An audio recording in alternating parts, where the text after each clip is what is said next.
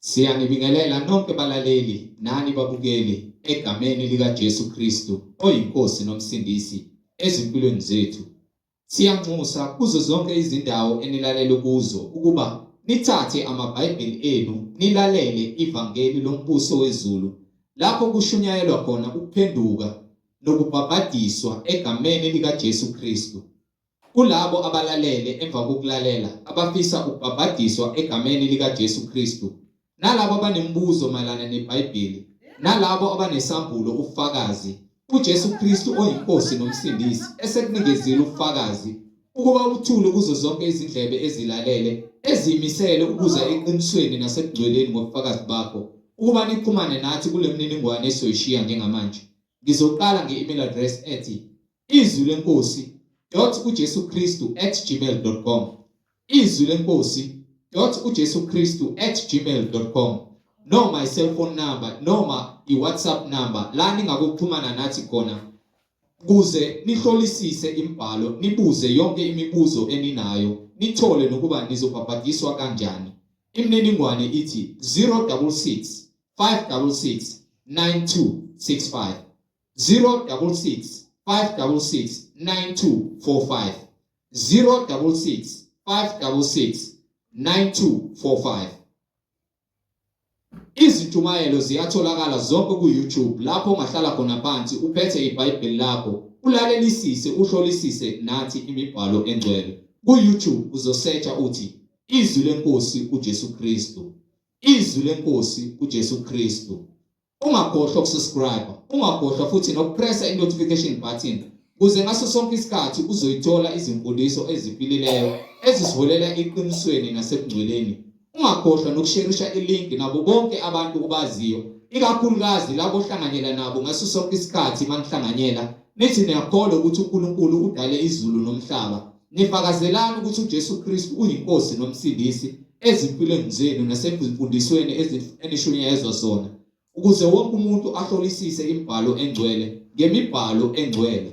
Ku-YouTube uzosharisha i-link Izwi leNkosi uJesu Kristu, Izwi leNkosi uJesu Kristu.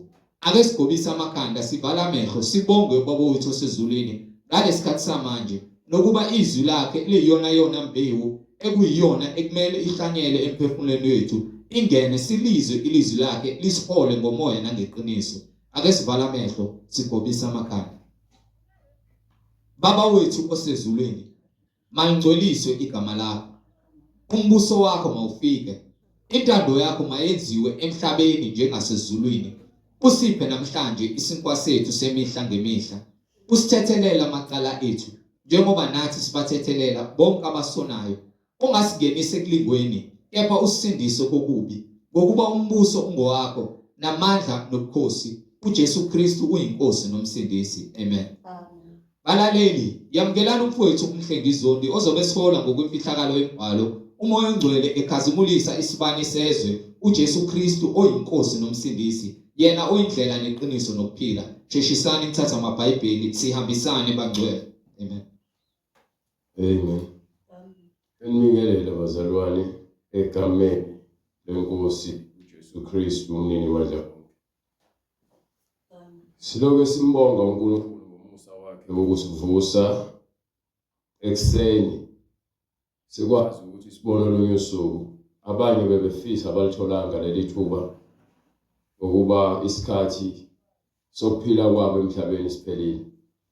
Thina sithola umusa ukuba sithi uma sifinyelela kulesikhathi sikwazi ukuthi sivuke ekseni inyama isahlangene nomphefumulo. Ungekona ukuhlakanipha kwethu, kepha kuwuthando lukaNkulunkulu alithelile phezu kwethu sonke ukuze sibone ubukhulu bakhe phezu kwezimpilo zethu. So lethu basilithathi kancane ukuba siyazi ukuthi iyinqazi vele akuyona into evelela nombani. Baningi abantu abanezinhlelo zokubona ukhisimusi mebesho kepha ngeke kubafike ngohlelo lukaNkulunkulu. So akekho wazi usuku lakhe lokufa. Uma bowulazi ubuzosheshe uzisondeze wena uNkulunkulu, ungazange uze uphoqwe noma usakiswe ngokuba asikho isidingo sokuthi uze ngoba naku usawusakiswa. Kepha fanele uze ngomoya onentshisekelo yothando likaNkulunkulu kuye, uzombonga uNkulunkulu umdumise ukuthi yena ubukhulu bakhe empilweni yakho uyakubona. Ukuba kunabantu abangakwazi ukukhuluma abafisayo ukumdumisa uNkulunkulu, kepha wena unakho konke, unamehlo, unamadlebe, unomlomo, uyakwazi ukukhuluma, kepha wena uyazitshela ukuba unakho konke.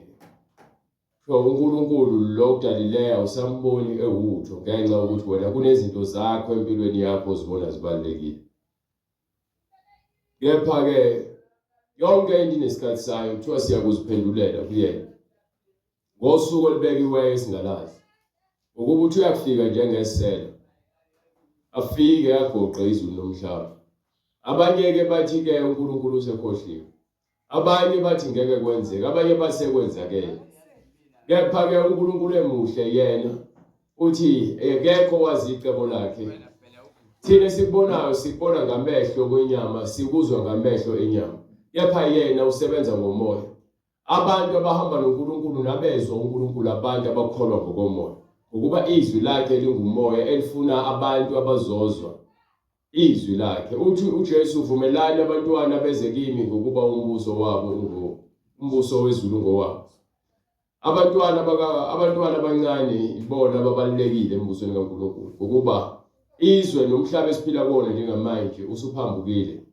Uma abantwana bengafundiswa ngoNkulunkulu nangendlela uNkulunkulu abafuna babe yiyo, endleleni abahamba ngayo baza kuwa, bahambe bangene ezigibeni ezimbi nasezihibeni ezizobenza ukuthi kusasa bahambe bayosha esihogweni. Isihogo esabantu abadala nesabantu abancane, esabakhulu nasabancane. Akekho kuzothiwa mhlambe ngeke azangena esihogweni ngaphandle komntwana osanda kuzalwa ngokuba yena akazi lutho. Kepha umntwana osena 6, 5, 7, 8 years usenokuhlakanipha kokwazi ukwahlukanisa okuyikho nokungesiyikho. So lo mntwana lowo usengahamba esihogweni ukuba yini useyakwazi ukwahlukanisa okubi nokuhle, useyathumeka, useyakwazi ukuthi ayalo kuthungwa kwenza ukuthi aqonde. So lo mntwana lowo isihogo uma engahambi ngendlela kaNkulunkulu simlindile.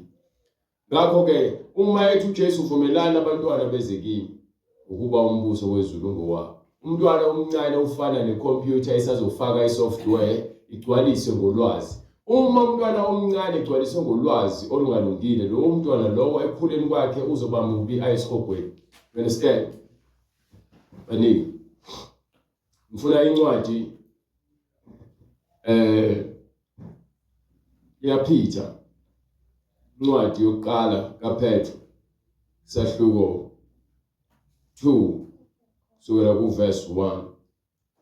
Ngakho lahlani ububi bonke. Kuthiwa masilahle ububi bonke, kubhalwe phansi ububi ekumele sibulahle. Hayi ukuthi kuzoqhamuka nami namhlanje bese ngithi khona ububi ekumele bulahlwe. Ububi ekumele sibulahle kubhalwe phansi eBhayibhelini. Lezo zinto uma ngempela sifuna insindiso nokuphilela uNkulunkulu, uma usindiswa kusho ukuthi wena impilo yakho nezinqumo zakho nezinto ozenzayo imicabango yakho uyakiyeka bese uzinikele kuNkulunkulu.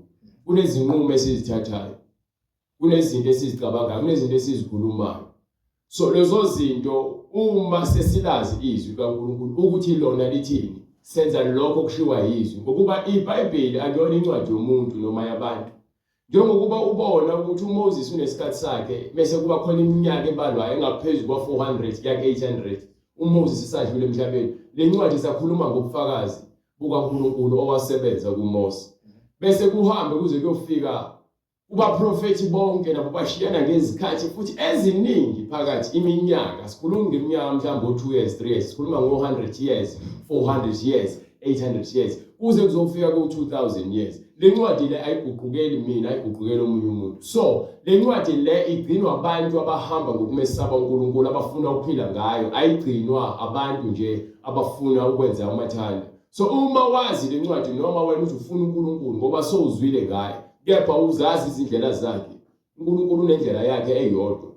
Ila kule ncwadi le ayiguqukeli umlungu, iNdiya, iKhaladi, umuntu omnyama, noma ngabe yini, idila nenhliziyo yomuntu. So lithi iBhayibheli ke ngakho lahlani ububi bonke lahlani ububi bonke nobuqili bonke bese silahle ubuqili khona umoya obuqili kunabantu abenza izinto engathi benzela ukusiza abanye abantu kanti benzela inzuzo yabo so kunabantu abenza kuwena bezofuna usizo engazi ukuthi ke bayakuthanda kanti bafuna usizo kuphela thiwa ke kulahle ubuqili njengoba nabantu abaqamba amanga bekhuluma izinto ezimbi ngabanye abantu ukuze bebonakale bebahle bona emehlweni umoya ke kaSathane lowo uSathane befika kuEva ufike amtshele athi ushilo uNkulunkulu ukuthi ke ningadli ngempela ezithelweni ezikhona engadini asho uEva athi ushilo uNkulunkulu so uSathane uthi ke emva kwalokho mase emkhohlise kahle uEva emtshela ukuthi ngempela uNkulunkulu uqinisile ukuthi uma nidla lokhu ngeke nize nife kepha nokwazi ukwahlukanisa niyofana noNkulunkulu aniyukufa nokufa kepha uNkulunkulu uyazi ukuthi mhla nizidla niyakuvuleka amehlo enu nibe njengoNkulunkulu nikwazi okuhle nokubi so uNkulunkulu ukuthi ukwazi ukufa nokufa ukuthi uma uwazi ukubi lokho kubi kuyabulala ngokubuqila so ukwenza ukubi so uEva benunusela uSathane ngokuthi ke uma uNkulunkulu ethi nina uma nidla lokho ngeke nize nife uNkulunkulu uthe bazofa uSathane uphikisa uNkulunkulu ukuthi ngeke nize nife kepha amehlo enu ayovuleka njobe senifana noNkulunkulu so umuntu ngalesikhathi enza into ephambene nomyalelo kaNkulunkulu kwakuwukufa kwakhe ngokuba ngalesikhathi uNkulunkulu eseqalekisa uAdam noEva uthi kuAdam ke wena Adam uzakufa ngokuba uyinhlabathi futhi uvele enhlabathini you understand so uma ukuthi umuntu udalelwe manje udalela ukuthi uzofa phinde enhlabathini so ubuqili lokuqala ngayo uSathane ekhohlisa ezinye izingilosi ezulu laphume nazo eze lemhlabeni ngokuba akasatholelwanga indawo lo moya sawufaka la kuthina uSathane ukuthi singazwani singathobelani singaxolelani singathandani siyahlebana siyazondana ugcwele lonke uhlobo lomoya enhlizweni yomuntu wonke umuntu vele azibone elungile emehlweni akhe ngokuba yena menziwa kabi ufuna ukuzwelwa kepha yena menza kabi akakwazi ukuzwela so uthi umbhalo ke enza lokhu othanda ukuthi kwenziwe kuwena mawukuthi uthanda ukubulala ufuna ufuna ukufa waye bese kufika ukufa ubaleka ngokuba yini uyakusaba ukufa so lithi iBhayibheli lithanda ukumakhela konke obuzithanda but inhliziyo zethu zilikhuni usho njalo umbhalo incwadi yaZenzo sahluko 7 verse 51 sukela ku verse 45 uStefano beze bemgcoba ngamanje ngokuba ukhuluma nabantu abanezinhliziyo ezilikhulu ukuthi abantu bayakunqaba ukungcwele abafuna ukuzwa izwi likaNkulunkulu bafuna ukuzenzela umathanda abantu behlangana ngokukhohlakala behlanganisa amakhanda abo bekhuluma izinto ezikukhohlakala you understand manike obaba noJoshua balamukela balingenisa ezweni lezizwe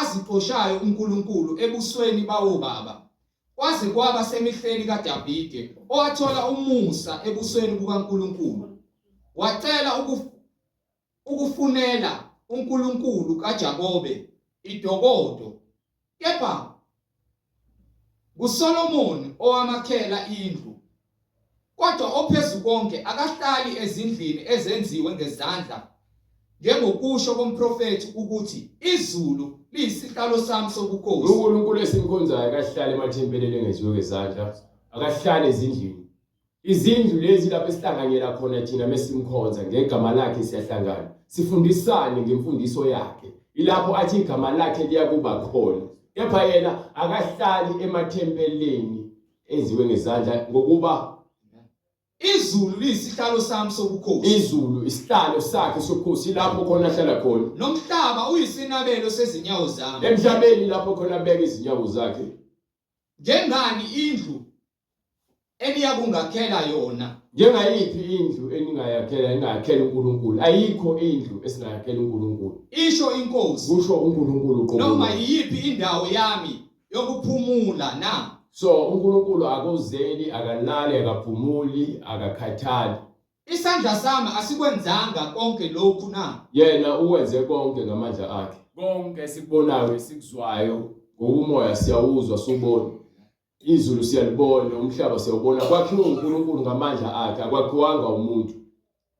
Nina bontamo lukhuni. So thina singontamo lukhuni Abangasokile ezinhlizweni izinhliziyo zethu nasezindlebeni. zigcwele ububi. Yabona le ncwadi ethi ke thina singontamo abangasokile kuphi ezinhliziyweni Nasezindlebeni. nezindlebe zethu azizwa zibuthundu. Bese athi lapha yabo incwadi yaPetru ke susani ububi bonke ukuthi le nhliziyo zethu mazilungiswe. Usho uNkulunkulu nokuqili Nokuzenzisa. nokuba ngabazenzisi kasiyeke ukuba ngabazenzisi. Nomhawu. Uma ukholwa yiba yikholwa, uma ungakholwa hlala lapha nabangakholwayo. Musu ufuna ukuba yikholwa bese ufuna ukuthi kube umuntu wasezweni. Ngokuba iBhayibheli lize lisho lithi izwi kaNkulunkulu liyahlambalazwa ngenxa yethu.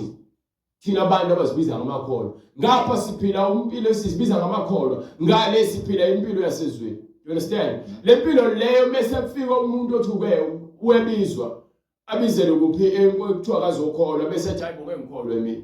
Amantombazana asindisiwe nabafana abakhona befeba kanje. You understand ukuthi abantu laba kuthiwa bagqoka izivasho nabantu abaphatha amaBhayibheli kuthiwa bayisontweni, kepha imisebenzi yabo ayifakazeli le mpilo le abantu bayaphila ngenxa yokuthi bazimixa nezinto zasezweni. Uma uyikholwa uyikholwa, uma ungesilona ikholwa usilona ikholwa. iBhayibheli lizokwahlulela lona iBhayibheli. You understand? Salela ishifoni yakho. iBhayibheli lizokwahlulela. So bese kwahlulela iBhayibheli lizobe seliqondisa ukuthi wena zahlulela ukuthi ukuphi. Ngokuba uthi uNkulunkulu uma usivivi uphaka nendawo awuzazi ukuthi ubelonga kuphi. So uma uphaka nendawo wena uzenza into ongesiyona. Bese ngapha ufuna ukuzenza enye into. Kepha umuntu obanjayo umuntu ongakholwayo uzazi ukuthi yena akakholwa. Umuntu oshisayo yilowo ozazi ukuthi uhlezi insindisweni. Ulwela insindiso zonke izinsuku. So wena uma kuukuthi ke usivivi uthi uJesu uza kukuphimisela emlomeni wakhe ngokuba awubandi noma futhi awushisi. You understand? Baningi. Nomhawu. Masilahle ukuba ngabazenzisi. Masilahle ubuqili, masilahle ububi bonke. Bese silahle nomoya womoya. Nokuhleba konke. Bese siyeke nokuhleba. Uyalizwa iBhayibheli. Uma ungumzalwane fanele ugweme ukuhleba. Mzalwane gwema ukuhleba. Momzalwane. Mofuna umzalwane azi ukuthi uNkulunkulu uzokuyekisa umoya. Umoya wokuhleba ukusho ukuthi wena ukhuluma izinto engesizo ngomunye umuntu engekho. Mase khona le nto uzoyiphika.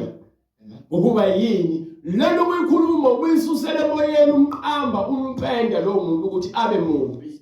Khona wena uzoba muhle ngaye. Ungumhlebi futhi wena umqhathi wabantu isikhohlakala. Glory to God we saw. Nike. Nokuhleba konke. Nokuhleba konke. Njengezingane ezisanda kuzalwa. Ingane esanda kuzalwa yezwa lithi ufane nengane esanda kuzala imsulwa. Nathi masulwele sibadala thina. Kepha lithi iBhayibheli masizalwe kabusha. Iguqule ingqondo yethu ibe yintsha. Yonke lemisebenzi leli ibalayo iBhayibheli siyeke. Do you understand? Ngokuba yini le misebenzi le thina iyasiqhatha singabantu. Singabazalwane. So lantu mesiqhatha kusho ukuthi uNkulunkulu befuna ukuphila phakathi kwethu thina senza lezi zinto akakwazi uNkulunkulu ukuhlala phakathi kwethu nokuhlala kithi ngenxa yokuthi thina senza lezi zinto lezi ezizimbi phambi kwakhe. So ungcwele impilo ezolungisa inhliziyo yakho ukuba ilungele bani uNkulunkulu. Uma selungele uNkulunkulu usungakwazi ukuthi yazi ngiyamthanda umakhelwane wami njengoba ngizithanda. Ukuba uthanda izwi likaNkulunkulu futhi uyalenza. Ukuba uma umuntu wena uyakholwa kepha izwi uyalizwa awulenzi. Wena uyafana nomuntu ongakholwa. Ukuba umzimba mongena umphefumulo awuphili. So izwi likaNkulunkulu lungumoya elifuna ukuzophilisa umphefumulo umzimba wakho ofele esonweni. So uma wena ulizwa izwi kepha ungalezi uyafana nomzimba ongena umphefumulo. Awunamsebenzi.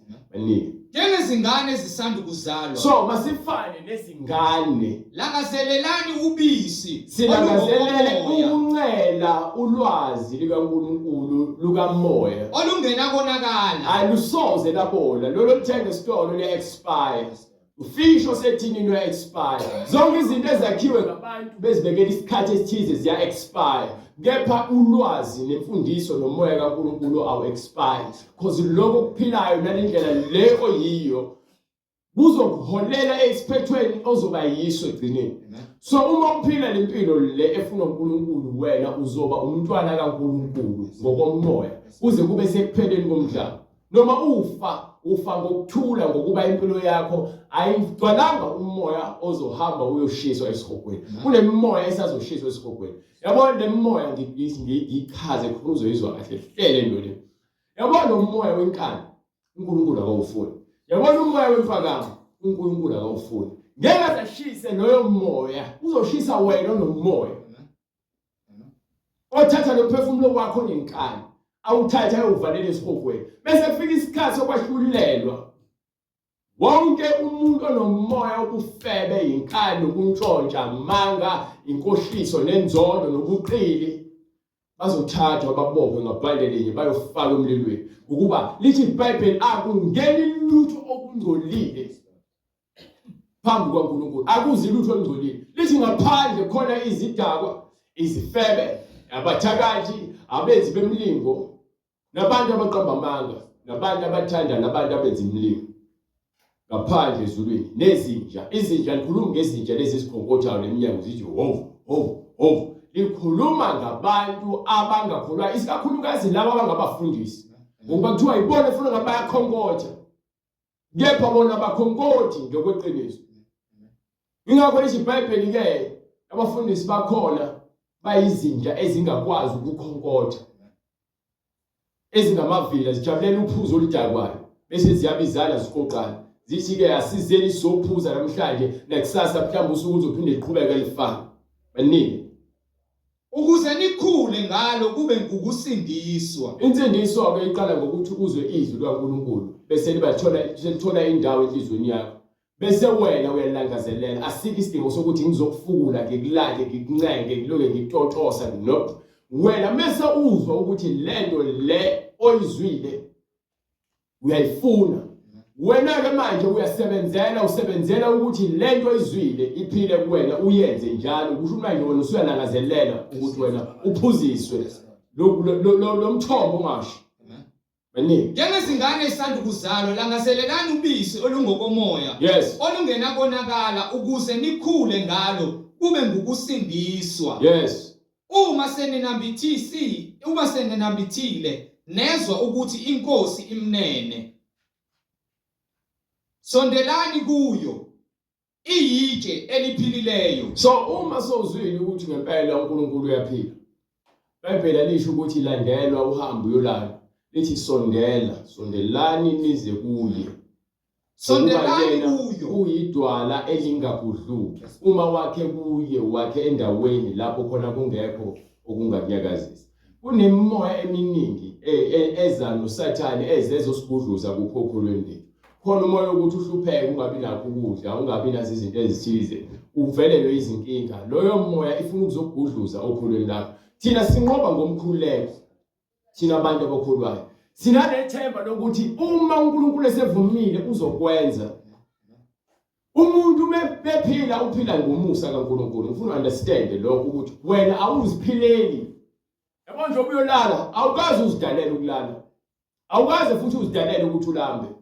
Wena uphila ngomusa. Njengoba udla uNkulunkulu akwenzele kona ngomusa. Uphila emhlabeni kaNkulunkulu, ungaziqambela izinto zakho emhlabeni, kepha uNkulunkulu yena ophethe amandla akho konke. Lithi iBhayibheli ungumnini amandla onke. You understand?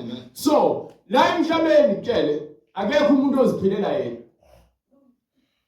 Wonke umuntu uphila ngenxa kaNkulunkulu. uNkulunkulu mesethi isikhathi sakho sesiphelile. Angikhathali ukuthi ngabe ugqirhile noma ngabe ubethele noma ngabe wena uthandazeka kangakanani noma ngabe ukhona kangakanani. uNkulunkulu akasidalelanga ukuthi siphile nomhlaba kwangona phakade. Singamavizitha. kunesikhathi esibekiweyo lapho uNkulunkulu uyazocela abantu bakhe abalande nga-one. Amen. You understand? So wena uzama ukusindisa ukuphila kwakho kulomhlaba, lithi iBhayibheli uyakulahlekelwa ukuphila kwakho. Bese lithi ke wena olahlekelwa ukuphila kwakho ngenxa kaJesu uyakuzuza ukuphila kwakho. You understand? So ukuphila kwakho nokuceba kwakho nokuphila kwakho emhlabeni akukho ngengcebo. Akukho ngokuthi unempahla engakanani. Ukuba abantu abaningi bathi bese behala bese bebona ukuthi ukuphila kungempahla esinayo emhlabeni. You understand? Baningi. Sondelani kuyo. Sondelani uyazisondeza kuNkulunkulu. Mina angithandi ukuncenga abantu ngevangeli, angincengani ngevangeli. Ngiyalishumayela nje ivangeli. Futhi ngilishumela ngothando nangokuzinikela ivangeli. Ingakho ngibeka impilo yami engcupheni. Ngikhuluma wonke amaqiniso aseBhayibhelini ngingakhethi. Ngiyapho ukuthi ngizohamba ngiyokuncenga ngidonze kini ngithi hayi phela wazi uNkulunkulu ufuna usindiswe. Nope. Ngokuba abaningi abantu abakholwa ngenxa yabanye abantu bese egcineni ancaphe bese aphindele lapho khona evela khona. Lithi iBhayibheli ke lapha kwincwadi yakho uPetru leyo yokuqala isesibili incwadi yesibili kaPetru sahluko 2 kusukela kuverse 19 lapho khona lichaza ngokuthi abantu bathi besindisiwe bese vakala kubaphindele bayohlala esonweni sabo. Liyabafanisa iBhayibheli ukuthi bafaniswa nesaka esithi ke inja ibuyele kuphi emphalazweni wayo noma ingulube igeziwe maqedane yabuyela udakeni. Lokho kusho ukuthi ke ivangeli akulone lokuzama ukuthi udonsa abantu ubadonse ngenkani badonsele kuKristu noma ubancenge. Tshela abantu iqiniso, umuntu ozwa indlela afanele ukuyihamba uza kuyithatha. Uzothatha indlela afanele ukuhamba ngayo yena. Yizwa lento engitshela yona. Bese izwa lithini iBhayibheli? Nginika incwadi yaMathewu sahluko 7 verse 13. Ngifuna understand ukuthi ithini iBhayibheli. Ngale ndlela le esihambayo. Understand ukuthi ngisho kuthiwa wena ushadile emshadweni, awukwazi ukusindisa ingane zakho, awukwazi ukusindisa umkhwekela wakho, bathi indaba inawe. Mase uzwile izwi wena uzophendukela kuNkulunkulu, awuphendukeli omunye umuntu. Wena kuphela baningi. Ngenani ngesango elincane. Ethi ngenani ngesango elingakanani? Elincane. So uma lincane isango kusho ukuthi awukwazi ukuthi uvele udonsa abantu ufuna ungena kanye na. Ngenani ngesango elincane. Ngokuba isango libanzi nendlela inkulu eyisa. Isango elibanzi nendlela enkulu ihambisa iholela ebhujisweni. Baningi abangena khona. Baningi abantu abazenzela umathanda. iBhayibheli lithi mohamba uya kamathanda. Baningi abantu abafuna ukuzenzela umathanda. Ngisho izingane ezincane ziyathanda ukuzenzela umathanda. Ingakho kufanele ube nomzali, futhi umzali o-strict ozoyitshela ingane ukuthi yabona ngaphansi kwami ngeke uzukwenze lokho. Abona nje musa ngaphansi kwami ithi either uzozwa mina noma uzohamba ufuna ukuyophila lempilo ephilayo nabantu ozoyiphila nabo. Ngoba mina ngizokufundisa, ngifuna ulandele umthetho wami, ungawuzwa futhi ngizokushaya. You understand? Ngizokushaya ngoba ngiyakuzala. Ingane manje zikhula zibulala abazali bazo ngokuba vele bakhule ngokuzitotosa abanye bezihlukumeza ingane bengazifundisa impilo eqondile. Ngelinye ilanga ingane iyaqunga ithatha induku noma segugile umzali seyamhlukumeza ngenxa ukuthi akayikhulisanga ngothando. Ingane uyikhulisa ngothando uyitshela iqiniso. Uyitshela ingane indlela ekumele ihambe. Ingane bengahloniphi uyayifundisa inhlonipho. Lithi iBhayibheli ke ungayibambeli ingane uswazi ukuthi uyishaye eceleni, awuyikubulala kepha uyayiphula uyikhipha kuphi ekufeni. Bese lithi iBhayibheli fundisa ingane indlela efanele ikhule ibe yiyo ngokuba iyothi mesikhulile ingasuki kuyona lo ndlela. Ngiyinzalo nami yenkulumo ekhulunywa obaba omncane kimina bengitshela amazwi ahlakaniphile. Ekukhuleni kwami ngithembe ngibhayiza amazwi ade bengifaka wona azangazosuka. Ngokuba ngaso sonke isikhathi amazwi atshaliwe enhlizweni yakho mekuthi anokuhlakanipha ayokulonda noma ngabe kuphi lo yakhona. Noma usubhayiza amazwi uyayizwa lonto incwadi ezakhe izifakaze futhi sahluko 1 ithi lamazwi lawa ayokulonda noma ngabe se2 yakhe afake emqaleni njengomgexo wabeka ekhanda njengomqhele ukuze noma ngabe uyaphi lamazwi lawa akugade akusibekele ukuze noma uphume endleleni aphinda kubuyise. Uyazi ubuyiswa amazwi ungazange ukhulume nabantu abaningi amazwi ahlezi enhlizweni yakho. Izwi nezwi olikhulumayo linamandla uma uzokhuluma ngendlela efanele. Wama uzokhuluma ngaha uyandakelwa useki bese uthi umzalwane omkhulisa ingane awukhulumi ukuphila ukhuluma ukufa. Ingane yakho kusasa izobe ikwenza lokho kwezinye izingane. Awukwazi ukuthi ingane ingakazi uzuyifundise bese bawuvela uyishaye. Qala umntwana umtshele izinto efanele azizwe. Bese ke udlula isandla bese kufanele ulula isandla hayi ukuthi ujaka ukushaye njalo. Kunawe vele ukhule ngapha ukushaya ungazange uzutshela. Ukuba ayikho into edlula amazwi omlomo. Elimini lomuntu kukhona ukufa nokuphila. Ukuba ngomlomo siyakwazi ukukhuluma izinto ezibulala umuntu. Inhliziyo yakhe zimgxobe zimgulise. Ngolimi futhi siyakwazi ukukhuluma izinto ezakhayo ezikhuthaza umuntu akhuthalele ukuphila akhuthalele ukwenza okuhle. Ngomlomo nje kuphela. You understand? Anike. Yaba isango lincane nendlela iyingcingo. Lesango leli lincane nendlela iyingcingo. So into eyingcingo mekuthiwa ke uyasindiswa kumele uhambe ocingweni kule ndlela le. Kumele uhambe kule ndlela le. Le ndlela le ihanjwa umuntu oyedwa futhi ihanjwa umuntu osezinikele ukuthi ke uzongena kulesi sango leli elincane nakule ndlela eyingcingo. Ngeke uze usindise bonke abantu kanye kanye. Le emhlabeni mawufika uma wakho ekhulelwe uzala ingane nga1 akazali izingane eziwu4 kanye kanye. Kanjalo nensindiso uma sisindiswa umuntu usindiswa yedwa nga1. Angilindele ukuthi bengisindiswe bese ngithi bonke ngayizama lonto ngisanda kusindiswa. Uzama ukuchazela abantu ukuthi mabasindiswe ufuna ukubaphoqa ukuthi basindiswe. Usuke uzenzela ngamandla akho. Enokuhluleka futhi kuzoba semandleni akho. Kepha insindiso yona iza ngokuzwa izwi. Kulowo oseyinhlabathi evundile ifika imbewu khaxa ihlale bese ikhipha izithelo. You understand? Njengoba ethi uJesu kwakukhona umtshali lo wahamba wayotshala imbewu yawela endleleni. Enye yawela ematsheni, enye yawela esikhotheni, enye yawela enhlabathini evundile. Uthe lenhlabathi lembewu ewele endleleni yafika uSathane ayithathe. Uqonda ukuthi methi izinyoni ziyayithatha kusho ukuthi ke unabantu abamemezwa izwi lingahlali ngisho ukuhlala bona. Sathane ufika lithathe bangezwa ngokuba yini isikhathi sikakufika. Bese kuzoba khona abantu abamatshe banenhlabathi encane lifike lingene izwi. Yazi ukuthi liyathela kuvele izihlahla noma amadlebe esihlahla bese emva kwalokho sekufika ukushisa noma kufika isikhathi ezinzima balahla ukholo lapho bakhohlwe ukuthi bathe basindisiwe. Bese kuba khona abantu abasindisiwe bayavuma basindisiwe izwi bayalazi kepha bakwazi ukulenza ngenxa lethi iBhayibheli bakhathalele izinto zasemhlabeni udumo nengcebo nezinto ezikhathalelwe inyama. So labo bantu abakwazi ukukhipha izithelo ngokuba bafana nembewu ewelesikhotheni. So uma utshala uyeka ummbila wakho ukumila nokukhula alikwazi ukukhipha izithelo. Asikwazi ukukhipha izithelo ummbila ngenxa yokukhula. So labo bantu labo kuthiwa ke izwi liyanswinyeka kubona ngingakwazi ukwenza umsebenzi ngenxa ukuthi yini bakhathalele izinto zasemhlabeni. Bese kuzoba khona abantu abamemezwa izwi bakhuthalela ukulenza. Kuthiwa labo bayinhlabathi evundile.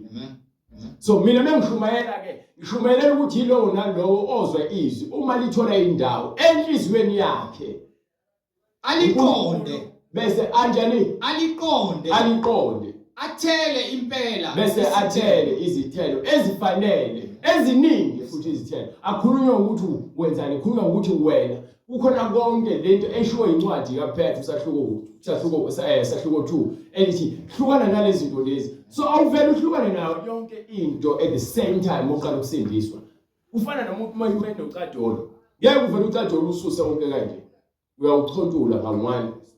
Nezono zakho ziyasuswa ngoba khona izinto ongazazi ukuthi izisono zenzayo. So nakho ukuziyeka kuthatha isikhathi uNkulunkulu osebenzayo. Lokho echontulwa ngawani uzusala uclean for uNkulunkulu bese uqaleke wenze lezi zinto uNkulunkulu azifunayo. Ukuba umoya womona nawo uthola ukuthi unzima khona umuntu athi uyakholwa kepha unomona awuyeke umoya. Umoya uhala usendisiwe kepha umoya uhala uyekile. So lonto leyo uNkulunkulu ufuna afundise ukuthi ziyekwa kanjani uhambo insindiso. Insindiso uhambo lwabo ekulungisa endleleni. ukuze mase ukuphelelisiwe isikhathi sakho noma sowuyakuyena noma sowuphelelisiwe insindisweni yakho somdumisa uNkulunkulu ngokuqonda mawuguqa phansi ngedolo ukhuleka uyazi ukuthi uthini ukhulekelana mawukuthi uzila ukudla uyazi uzilelana kunezinto ekumele ngabe siyazenza njengabazalwane kepha sithona zinzima ngenxa yokuthi ukholo lwethu luncane yincingo lendlela leyincane ihanjwa yilabo abakhethiweyo izwi melifika kuwena lithola indawo usukhethiwe ukuba wena wamukele intando kaNkulunkulu hayi kamdleni anike yaba isango lincane nendlela ingcingo eyisa ekuphileni ilisa kuphi iyisa ekuphileni bayingcosana abayifumanayo baza kuyithola lento le iyiqiniso izwi kaNkulunkulu uzathi uJesu kuphenduka izifebe nezidakwa phambi kwenu zingena embusweni kaNkulunkulu abantu abathi basindisiwe bashumayele benze izinto bakhulume kepha impilo bangayifuni yabona abafarisi abuJesu abaficile bafundisa abantu ngomthetho babenza izinto ngomthetho kepha abantu abezwa izwi likaJohane uMbhaphatisi bayeza bazobhaphatiswa kweza abathelisi bentela kweza izelelesi bezofuna umbuso kaNkulunkulu kunabantu abathi bona ngeke basaphenduka ngoba ibandla lami lithi noma umfundisi wami uthi asisebenzi kanjalo sisebenza ngezwi uma izwi lingekho kuwena nomfundisi wakhe engenalo izwi wena uzolandela yena ngoba ukutshela lokho ukuthanda ukuzwa anginandaba mina nomfundisi wakho nginendaba nezwi ukuba sonke siyokwahlulela ngezwi not ngumfundisi ezindaba uthi-ke umbhalo lapha kwincwadi yesibili kaPetro sahluko 3 kusukela kuverse 6 kuya kuverse 13 okwathi ngawo izwi elalikhona labhubha ngokukhukhula kwamanzi lezwi leli esithumelayo njengamanje ilona elabhubhisa umhlaba kaNoah ngalesa sikhathi kwasinda yena nesizukulwane waphinde futhi wasindisa uNoah namadodana akhe awu3 namakhosikazi akhe nonkosikazi kaNoah emva kwalokho kwasekuphuma sonke lesizwe sikhona namhlanje kepha manje uthini kepha izulu nomhlaba okukhona manje lezulu olubukayo la ngaphezulu nalomhlaba obukayo la kubekelwe umlilo ngalo lona lelozi kubekelwe umlilo kuza kusha kungqonqa konke lokubonayo njengamanje konke lokubonayo ngalo lelizwi lelesithumayelayo kulindele usuku lokwahlulela kubekelwe usuku lokwahlulela nolokubhubha kwabantu abangamesabi uNkulunkulu khona umehluko abantu abakholwayo bazolandwa bazohlwithwa bahlangane noJesu emoyeni nalabo abalele belele bekholwa bazovuswa kepha bonke abantu abangakholwayo lethini ngabe iBhayibheli baza kubhubhiswa ngawona lo mlilo abantu abangakholwa bazosha bonke abantu abangakholwa yezwa lento leyo awusatshiswa ayimina futhi awusatshiswa uyatshelwa nje iqiniso ngoba iBhayibheli incwadi yeqiniso bonke abantu abangakholwa abangafuni uJesu nensindiso abathi bona baphila ngomathanda wabo bazosha yezwa lento leyo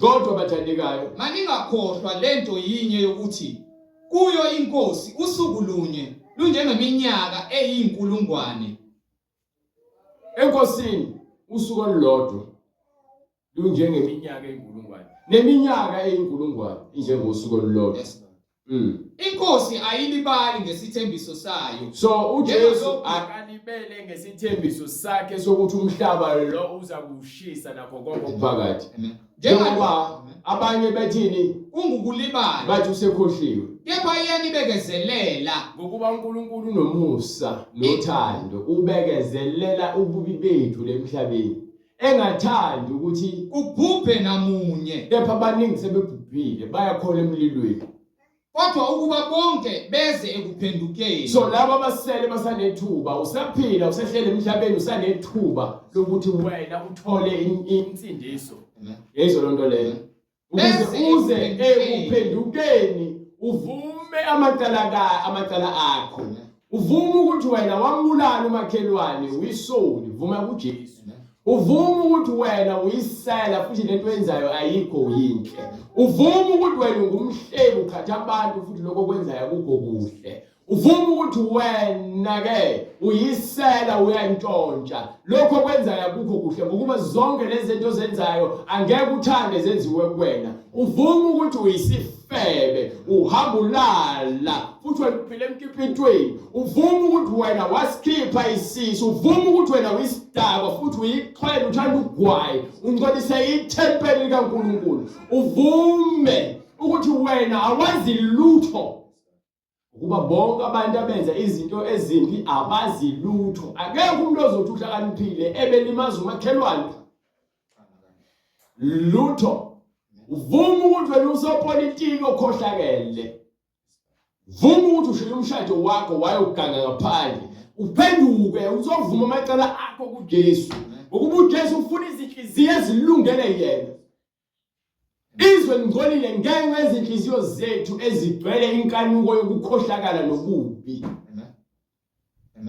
uvuma ukuthi wena uhlonipha abazali bakho cela intathelo loNkulunkulu ngokuba uzokugezisa egcineni uNkulunkulu ufuna sonke size kuphi ekuphendukeni sizosindiswa kule moya le ebusayo emhlabeni efuna ukuthi thina sihambe siyosha noSathane esihogweni you understand ni yaba usuku lenkosi luyakufika njengesela usuku lwenkosi akekho laziyo liyakufika nini akekho waziyo uthi liyafika njengesela mhla amazulu ayakudlula mhla lamazulu owabonayo njengoba ubona la phezulu thiwa ayakudlula ngokuhlokoma ngomsindo omkhulu uyakusha konke lokubonayo nalokho othi uyakwazi lokwakhileyo nokusebenzele lithi iBhayibheli kuza kusha konke ubhidlike bese kuyabhidlika nomhlaba nemisebenzi yawo kuyakusha uyacabanga nje ngenza isibonelo ngoba abantu abaningi bathi abakholwa ukuthi umhlaba usaza kubhubha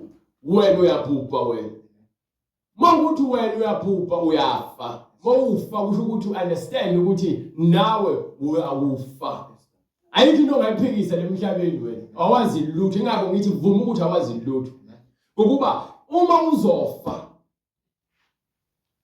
ayikho into yaziyo kepha uma kukhuluma umnini mandla onke esitshela ukuthi ke lokho khona lemhlabeni kuza kudlula ingoba siyatshela ukuthi singabeki ithemba lethu kuphi ezinto esizibonayo lemhlabeni ukuba ziyadlula kubhalwe kanjalo eBhayibhelini incwadi eJohane yokuqala sahluko 2 verse 14 and 15 iBhayibheli liyacacisela ningathandi izwe nezinto ezisezweni ningathandi izwe nezinto ezisezweni ingakho ngikhuza mina abazali noma nabantu abadala kakhulu abantu abadala ngoba umthelele ezinganeni yekani ukuthanda izinto ningabantu abadala ukupenda izinwele ukuluka izinwele ukwenza izitayela ukupenda izinzipho ukufaka izinwele zokufakelwa ukufaka izinkophe zokufakelwa ukupenda umlomo ukuthanda ukufaka amacici ukuthanda izinto zasemhlabeni ezingenanzuzo empilweni yakho kepha lezo zinto zingakuholela wena ekutheni uthatha izinqumo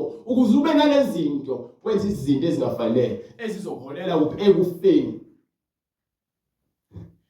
ukuthanda izinto thanda utshwala ukuthanda ama-movie uthanda i-TV izinto singazenza bathi lithi yonke into esiyenzayo masiyenze ngesilinganiso uma ungasakwazi ukuzicontrola nokuzilawula sowulawulwa yinto edaliweyo azi ukuthi usuyisigqila saloyo nto leyo oyithandayo noyenzayo you understand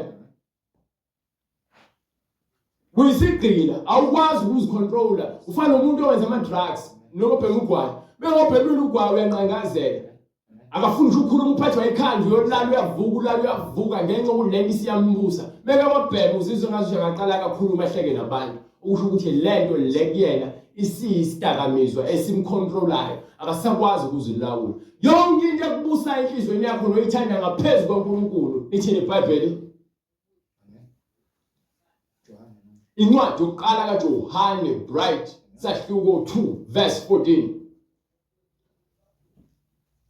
and 15 and 16 ningathandi izwe nezinto ezisezweni ningathandi izwe nezinto ezisezweni uma umuntu ethanda izwe uma uthanda izwe uthando lukayise alukho kuye uthando lukaNkulunkulu alukho kuwena uma uthanda izwe uthando lukaNkulunkulu alukho kuwena kunengqondo lethu uNkulunkulu ngiyamkhonza ngendlela engifuna ngayo ayikho lonto leyo iBhayibheli lithi indlela iyodwa. Indlela futhi incane ehanjwa inombani. Bese athi uJesu mina ngiyindlela neqiniso nokuphila. Bese asifundisa indlela afuna ukukhonzwa ngayo. Hayi indlela yakho ngeke ize kusendawo. Baningi abantu abagcwele emathuneni abade hamba ngeindlela zabo. Basakhala bakhalela ukuthi ke bamoshe isikhathi engabe bathathele indlela le kuyiyona. uJesu into yokuqala esimshumayele ingokuba wanqoba ukufa. Into esahlula bonke abantu emhlabeni. Akekho noyedwa umholi noma lipha ibandla noma umqali noma yiphi inkolo usanqobe ukufa ngaphandle kwaJesu. Asimshumayela uJesu ngoba nakukitaza amandlebe noma kuushukela. Simshumayela ngokuba usifundisa ukuphila ukuthi kukuyena. Ubufakazi obukhona eBhayibhelini ubufakazela ukuthi ukuphila kukuyena kuphela. Uyena owasuka ezulwini wezemhlabeni. Emhlabeni bafike bambethela, bamfaka ethuneni wanqoba ithuna. iBhayibheli libhale phansi ukuthi sifanele ukunqoba ithuna. Sifanele ukunqoba ithuna. Asishumayeleni thina mhlamba makinathi. Asishumayeleni futhi imali nodumo. Sishumayeleni ukuthi abantu bazi ukuthi la emhlabeni sizivakashi asizili ukuzokwa. Lamadokodo esikona azowa. Inkinga ukuthi ke kunemphefumulo ephakathi kule dokodo. Yokuqala ngithi ke imphefumulo egcwele ukungcola yonke uNkulunkulu ayithathwe ibopho efake emlilweni. Ufakazelwa bonke abaprofeti. uJohane uyafakaza. Athi ke mina ngiyanishumayeza ukuphenduka. Kepha lo semva kwami yena uzoqoqa isibuya sakhe. Amakhoba wonke uzowathatha awafake emlilweni. Amakhoba abantu abangenamsebenzi ekungcweleni. Abantu bathi bagolozela umuntu bagolozela iBhayibheli. Mawugolozela iBhayibheli ugolozela izwi. Izwi elibe khona ngaphambi kokuzalwa kwakho. Anasiqalo anasiphetho uNkulunkulu wakhela ngithi akakhathali. Izwi lakhe uthi ke unoma umhlaba udlula nezulu kuzakudlula kepha izwi lakhe lona lisoze ladlula. Elifuthi okwahlulelwa ngalo izwi. Baningi ngokuba konke okusezweni konke okulemhlabeni inkanuko yenyama kugcwele inkanuko yenyama nenkanuko yamehlo inkanuko yamehlo nokuzigabisa ngalokhu kuphila. Inkanuko yenyama indlela ozizwa ngayo ngento ethize nokuqala kwenyama yakho. Nenkanuko yamehlo yonke into ebona ngamehlo uyayifisa. Bese lezo zinto lezo nokuzigabisa ngalokhu kuphila. Nompakamo bese uzitholile lezi zinto lezi bese sizigabisa ngazo sihlobe ngazo sizibona ukuthi ngabantu ngenxa lezi zinto lezi. Akuveli kuyise akusikona kwaNkulunkulu kodwa kuvela ezweni. Izinto zasezweni lezo. Izwe liyadlula kanye nenkanuko yalo. Izwe liyadlula kanye nayo yonke inkanuko ekhona emhlabeni. Kepha owenza intando kaNkulunkulu. Kepha lo wenza intando kaNkulunkulu. Yes. Uhlala kuze kube phakade. Uhlala kuze kube phakade ukuphila kumele ukuthole ukuzokholela ekuphileni okuphakade. Ukuphila okuphakade ikona esikufunayo kuNkulunkulu. Mina yona into yangisindisa ukuthi ngifuna ukuphila okuphakade. Bese ngikhathele ukuziphilela mina. Sengikhathele ukuba isigqila sesisolo. Ubufebe namanga nenkohliso, ubusela nokuzitshela nokuziphakamisa. uNkulunkulu lonto akayifuni ukuthi ke wena uzibone ungcono kunabanye abantu. Ukuthi abantu babukele wena ngazi ukuthi umkhulu. Akayifuni lonto le. Njengokuba konke kuyakubhidlika kanjalo. Njengoba konke kuyakubhidlika kanjalo. Kumele ukuba nibe ngabantu abanjani ekuhambeni okungcwele nasekumesabeni uNkulunkulu. Nibheka nilangazelela ukufika kosuku lukaNkulunkulu ayakubhidlika ngalo amazulu ashe konke kushe uncibilike na. Kepha ekuhambeni kwethu simele ukukhumbula siyabuzwa futhi ukuthi sihamba kanjani ukuba lokhu kubhalwe phansi ayikho into esifihlayo eBhayibhelini engeke yenzeke. Sibhalelwe ukuba siqonde ukuthi umhlaba lo akuwona wethu. Sivakashile emhlabeni. Izizukulwane ngezizukulwane zidlulile sekumlando sekukhulunywa ngazo. Wonke umuntu akasekho besimazi ngaphambilini. Esikhathini esidala sesazi amagama abo nanokuthi sizalwa obani kuphi kanjani. Bese kuba khona izimfundiso izinto ababezenza bona bebodwa. Basifundisa izingane zabo. Ingane zabo zazifundisa izingane zabo. Kaze kwathelelwa izizukulwane zonke zazilo yona. Kepha leyo nto ayivelanga uNkulunkulu. Leyo nto leyo abantu besifundisa ngoJesu athi manje ngifuna ukuthi ngilahle amasiko. Usiko lakho uma likulahlisa imali liphambene lentando kaNkulunkulu. Kufanele ukuliyeka ngokuba limdumise uNkulunkulu. Ukukhulisa umntwana kunesikhathi esithize kuthi uyakhulisa umntwana ayiyona inkinga lonto leyo. But iBhayibheli mawuthi uyaqondisisa likhuluma ngokukhuluma noma nokukhonza noma nokufuna kubantu abangasekho. Lokho liyachaza lithi ningahe kanjani kwabangasekho ngabaphilayo na umbuzo lo. Kungenzeka yini ukuthi umuntu ayofuna kumuntu amthathe wawumgqibe enhlabathini aphinde ayokhuluma naye ekubeni bengakwazi ukukhuluma naye emhlabeni futhi bebengakhulumisani emhlabeni ahamba ayokhuluma naye sefile. Kuyenzeka yini lokho? Ingakho ke lencwadi leya Isaiah sahluko 56 verse 6 to verse 9 ithi mfuneni uNkulunkulu esanokutholakala. Ngeke umfune uNkulunkulu sowufile. Le mhlabeni sinesikhathi sonke sokwenza izinto zonke. Siyazinikela ezintweni eziningi. Awukwazi ukuthi mase ufile. Elizwi lamathini ufile. Iglass uyaphuza ngayo amanzi, ufaka amanzi. Mangase uyithathe iglass uyidedele, iphahla ke phansi. Usengaphuzani ngayo amanzi. Ngoba yini? Ifile.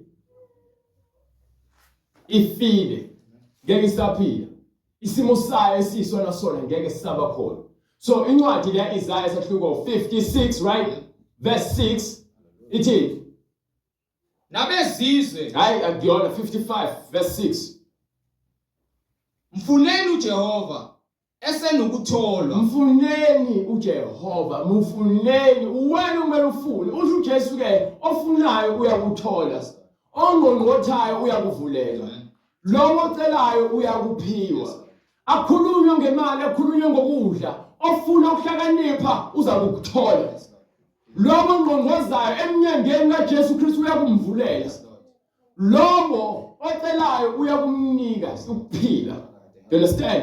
Besithi mfuneni uJehova esenakutholakala. Nimbize eseseduze. Nimbize esakuphi? Eseseduze. Nimbize esakeduze. Izwi lithi iBhayibheli ke ima ngifuna ukuvezela enye into eBhayibheli. Incwadi yaMaroma sahluko 10 verse 8. Lithi umbize esakuphi? Eseseduze. Eseseduze. Ngifuna understand lokho ukuthi thina iBhayibheli bese ungitshela ukuthi umuntu osethuleni angakwazi ukwenza lokho. Understand? Incwadi yaMaroma sahluko 10 verse 8. Go ahead. Kepha uthini na? Kuthini na? Izwi liseduze. Yayizwa lento leyo lithi utheni ngale kwincwadi yeIsaiah. Mbizeni eseseduze. Bese lithini ilizwi esilifunayo. Izwi ukwazi ukulizwa manje. Izwi liseduze. Ungathatha umuntu ofile umbeke lapha mina ngithi khuluma naye, khulume naye, ngifuna ukukhuluma naye akuphendule. Angeke aze akuphendule, usefile. Manje umuntu ozwa izwi onjani ophilayo. Lithi ke izwi liseduze. Nawe emlonyeni wakho. Lizibuphi? Emlonyeni wakho. Nasenhlizweni yakho. Okungukuthini? Izwi lokukholwa. Umuntu oseyisidumbu lapho mawase umxoxela indaba ngakutshela ukuthi uyakhona. Ubani umele avume izono zakhe? Ubani umele aphenduka? Ngene umuntu ophilayo. Ngene umuntu ophilayo. Okungukuthi izwi lokukholwa mfuneni esanokutholakala. Ngokuba ngale kwethuna akukho kumfuna, uyathanda uthande, akukho kumfuna ngale kwethuna. Manje esanokutholakala. Izwi lokukholwa esilishumayelayo. Izwi lokukholwa siyalishumayela, angeke ngishumayele sengisethuleni, angeke ngishumayele kusemoshwala, angeke ngishumayele enqulekile. Shumayela umuntu onomoya nomphefumulo usaphefumulo okwazi ukukhuluma. Uma uvuma ngomlomo wakho. Uma uvuma kanjani? Ngomlomo wakho. Singavuma yini isidumbu ethuneni ngomlomo waso? Ngavuma yini umuntu oseboxing ngomlomo wakhe? Uma uvuma ngomlomo wakho ukuthi uJesu uyinkosi, fanele uvume ngomlomo wakho. Yabona ufakazelwa inhliziyo yakho, uNkulunkulu udela inhliziyo yakho, inhliziyo yesidumbu lapho ithulile, ngoba umphefumulo uphelile, uphumile. Noma ungamthatha umbese umsike, ngeke lisavuza igazi. Ukuphila kusegazini. So umphefumulo uhambisa igazi. Mephuma umphefumulo igazi liyama. Understand? Ukukholwa enhlizweni yakho. Uma ke ukholwa enhlizweni yakho ukuthi uNkulunkulu wamvusa kwabafileyo. Yes. Uyakusindiswa. Uyakholwa ngoba nangu ukholwa ukuthi ukuvuka kwabafileyo ukholwa. Ukuvuka kwabafileyo ukholwa. Sishumayela kona. Uthi ke lapha kuIsaiah ke sesivala ke manje. Mfuneni esanokutholakala. Mfuneni esesekho esenokutholwa Yes. nimbize eseseduze Nimbize esaseduze. omubi makashiye Lo indlela omubi makashiye indlela yakhe. nomuntu owenza okubi Lo muntu imicabango yakhe, owenza okubi ashiye imicabango yakhe. abuyele kuJehova. Alishongo ukuthi umuntu omnyama wenza ukuthi noma umlungu likhuluma ngomuntu nenhliziyo yomuntu. Amen. Noma kuthiwa izwi laninikwa amaJuda, laninikwa abantu. uNkulunkulu lo wabatholela umusa wabakhetha labo bantu. Washo ukuthi uzobasebenzisa ukwenza isibonelo ukuthi abantu abahamba ngezwi lakhe baphila kanjani. Bane behluleka wayesethi ke akuthani leli ivangeli niyolinika nabezizwe. Ingakho ke uPetru athi ethu yakhuleka bese kufika umoya ingcwele uzomambulela ukuthi akahambe ushumayela endini kaNicolas. Endini kaNicolas esuke kuumuntu wezizwe ongakholwa engemini okholwayo kepha engekeni umJuda. Yena afike uNkulunkulu athumela ingilosi ukuthi hambe ubiza uSimon Petru. Simon Petru afike eshumayele kuyena. Ashumayele kuyena bese ehlele umoya ingcwele. Ngaphandle komoya ingcwele, ngaphandle kwamanzi onginikekele incwadi le eJohane sahluko 3 verse 5 bese unginika incwadi eZethu 2:38 ubona bonke abantu abafuna indlela yokuphila. Uthini? Incwadi Johane sahluko 3 verse 5. Waphendula uJesu wathi ngiqinisile ngithi kuwe, Ngiqinisile ngithi kuwe, uma umuntu engazalwa ngamanzi nangomoya, uma ungazelwe ngombhabhadisi ufakwe emanzini bese uthola umoya oyingcwele, angengene embusweni ngeke kaNkulunkulu. uze ungene lapho kubusa khona uNkulunkulu. Lokho okuzelwe inyama kuyinyama, Uma uzelwe uma wakho nobaba wakho, ukama wakho nobaba wakho engokwenyama, nalokho kuzelwe ngumoya kungumoya. kepha uma sowuzwa izwi likaNkulunkulu seliphila kuwena, wena sokuwaNkulunkulu ngokomoya. Ungamangali ngokuthi ngithi kuwe, Yes. kumele ukuzalwa ngokusha. Simele ukuzalwa kabusha. Simele ukuzalwa kabusha. Ukuzalwa kabusha kusho ukuthi ingqondo yakhe iyaguquka, awusaphileli wena, sowuphila ngezwi elikwilo lezokulawula. Awusaziphileli wena. Simele sizalwe kabusha. You understand? Uthini uPetru? Phendukani uPetru uthi phendukani. Yiloyo Nalowo ababhaptize, egameni lika Jesu Kristu. kukho ukuthethelelwa kwezono Khona zenu, niyokwamukeliswa isiphiwo sikamoya oyingcwele. ngokuba isithembiso ngesenu nesabantwana bethu Esabo bonke abakude. bonke inkosi uNkulunkulu wethu eyakubabiza. Wafakaza nangamanye amazwi amaningi wabayala wathi, Zisindiseni kulesizukulwane esiphambeneyo. umele ukuzisindisa ngokuthi wena wenze okulungele inhliziyo yakho nomphefumulo wakho ukuze uphile, uthole ukuphila. uJesu Kristu uyinkosi. Bonke abantu abafuna ukubhabhadiswa baza kusithinta kule mininingwane oyibonayo kwi-screen. uNkulunkulu evumile noma kule number noma i-email address oyizwile eqala inkonzo. uNkulunkulu emuhle uza kuyenza indlela ukuthi sifinyelele kuwena, ungene emanzini, ubhabhadiswe egameni lika Jesu Kristu bese uqale nawe uncele ubisi likamoya lwaphakade ngokwembhalo njengoba isiyalela. Siyambonga uNkulunkulu kukho konke asenzela kona ngomusa wakhe. Bona bonke futhi abantu abanemibuzo uvumelekile ukuthi ubuze noma ngabe yimuphi umbuzo onawo ngezinto ezikeBhayibheli. Siyambonga uNkulunkulu kanonke bazalwane ngomusa wakhe nothando. Sizocela uzivala amehlo Baba uNkulunkulu namandla. Siyakubonga Jehova. Ngegama lika Jesu Kristu wena ukwazi ukusihlanganisa ekseni ukuba sidle isinkwa sakho semhla ngemihla. Siyacela Baba usithethelele amacala ethu njengoba nathi sifuna futhi ukubathethelela bonke abasondileyo. uNkulunkulu ungasingenise kulingweni kepha usindise kokubi ngokuba umbuso ngowakho namandla nobukhosi. Siyacela Baba ukuba ubuse nakithi. Usenze Baba inhliziyo zethu ukuba zithambe zilungele izwi lakho. Singaziboni silungile emehlweni ethu kepha kukho konke esikwenzayo sikwenzele ukulunga kwakho. Ukuba umbuso ngowakho namandla nobukhosi kuze kube phakade. Amen. Amen.